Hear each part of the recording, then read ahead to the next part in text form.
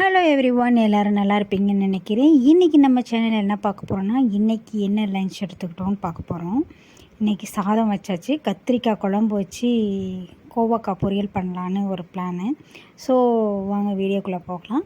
இன்றைக்கி என்னென்ன பண்ண போகிறோன்னா, சின்ன வெங்காயத்தை கிடைக்கல, அதனால் எப்போதும் போல் பெரிய வெங்காயத்தையே சின்ன சின்னதாக கட் பண்ணி வச்சுக்கணும்.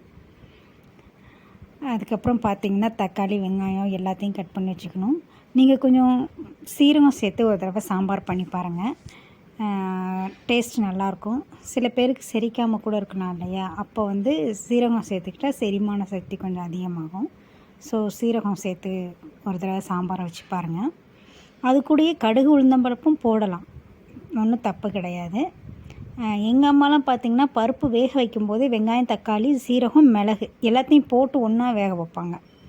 அதுக்கப்புறம் பார்த்திங்கன்னா அதோட சேர்த்து பூண்டையும் கூட போட்டு வேக வச்சுருவாங்க. வேக வச்சு மத்தால கடைஞ்சி விட்டு எண்ணெய் ஊற்றி கடுகு உளுந்தம்பருப்பு போட்டு சிம்பிளாக அது சீக்கிரம் சாம்பார் பண்ணுற மாதிரி ஆகிடும். வெங்காயம், தக்காளி வந்து எண்ணெயில் வணக்காமலேயே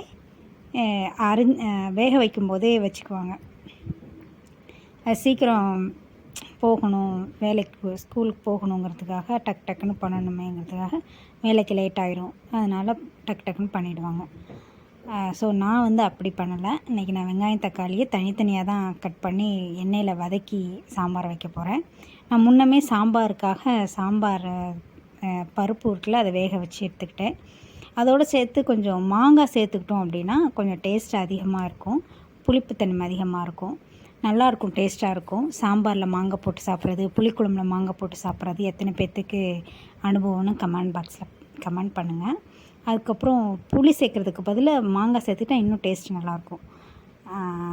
அதுக்கப்புறம் கத்திரிக்காயையும் அரைஞ்சி வச்சுக்கிட்டேன். இந்த மாதிரி வெங்காயம், தக்காளி, மாங்காய், பூண்டு எல்லாத்தையும் ரெடி பண்ணி வச்சுக்கிட்டேன். கத்திரிக்காய் வந்து பெரிய கத்திரிக்காயில், குட்டி கத்திரிக்காய் தான். 2-3 கத்திரிக்காயை எடுத்து அரைஞ்சி வச்சு நல்லா எண்ணெயில் வதக்கிக்கணும். நீங்களாம் எப்படி சாம்பார் வைப்பீங்கன்னு கொஞ்சம் சொல்லுங்கள். ஏன்னா சில பேர் காயெல்லாம் கூட பருப்பு வேக வைக்கும்போது வேக வச்சுருவாங்க. அதுக்கப்புறம் நான் எண்ணெய் ஊற்றி கடுகு போட்டுக்கிட்டேன். நான் சொன்னேன்ல கொஞ்சம் சீரகமும் போட்டுக்கலான்னு, நான் இந்த தடவை அப்படி தான் சீரகமும் கொஞ்சம் போட்டுட்டேன். உளுந்தம்பருப்பு வீட்டில் தீர்ந்து போச்சு, ஸோ கொஞ்சம் சீரகம் போட்டுக்கிட்டேன். உளுந்தம்பருப்பு இல்லாததுனால சீரகம் போடலை, நான் உளுந்தம்பருப்பு இருந்தாலுமே சீரகம் போட்டிருப்பேன். அதுக்கப்புறம் வெங்காயத்தை போட்டு நல்லா வதக்கி விட்டுட்டேன். வதக்கும் போதே கொஞ்சம் உப்பு போட்டுட்டேன். அதுக்கப்புறம் தக்காளியை நல்லா வதக்கி விட்டுட்டேன். தக்காளி நல்லா வதங்கினதுக்கப்புறம் காய் போட்டு காயையும் ஒரு வணக்கிட்டேன் எண்ணெயிலேயே.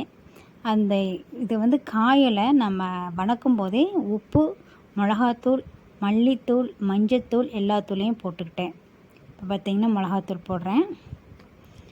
ஸோ உப்பு போட்டுட்டு தேவையான அளவு நல்லா கிண்டி விட்டுக்கணும். நல்லா மிக்ஸ் பண்ணிட்டோம் அப்படின்னா நம்ம சாப்பிடும்போது உப்பு, காரம்லாம் அந்த காயில் இறங்கியிருக்கும்.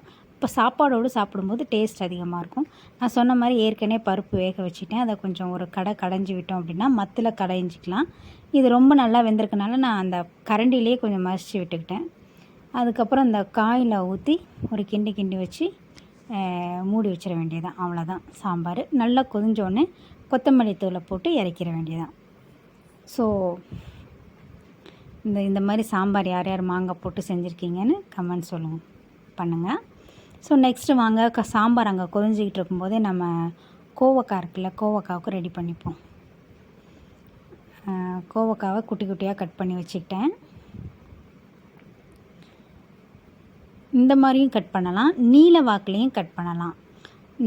ஒரு தடவை நான் நீல வாக்கில் கட் பண்ணி செஞ்சேன். இந்த தடவை வந்து நான் ரவுண்ட் ஷேப்லேயே கட் பண்ணி செஞ்சுக்கிட்டேன். இது மாதிரி கட் பண்ணும் கோவக்காவோட சில பேர் வந்து இறக்குறதுக்கு முன்னாடி தேங்காய் துருவலும் போட்டு இறக்குவாங்க, அதுவும் டேஸ்ட்டாக இருக்கும். நான் நீட்டமாக கட் பண்ணலை, அப்போ தேங்காய் துருவல் போட்டேன். இப்போ என்கிட்ட தேங்காய் இல்லை, இருக்குது, ஆனால் நான் போடலை. சரி, எண்ணெய் ஊற்றி கடுகு போட்டு வெங்காயத்தை அரிஞ்சு போட்டுட்டேன் குட்டி குட்டியாக. நல்லா சின்னதாக வெங்காயம் அரிஞ்சால் தான் வணங்கி அந்த காயோடு சேர்த்து சாப்பிடும்போது டேஸ்ட் அதிகமாக இருக்கும். ஸோ வெங்காயம் போட்டுட்டோம்.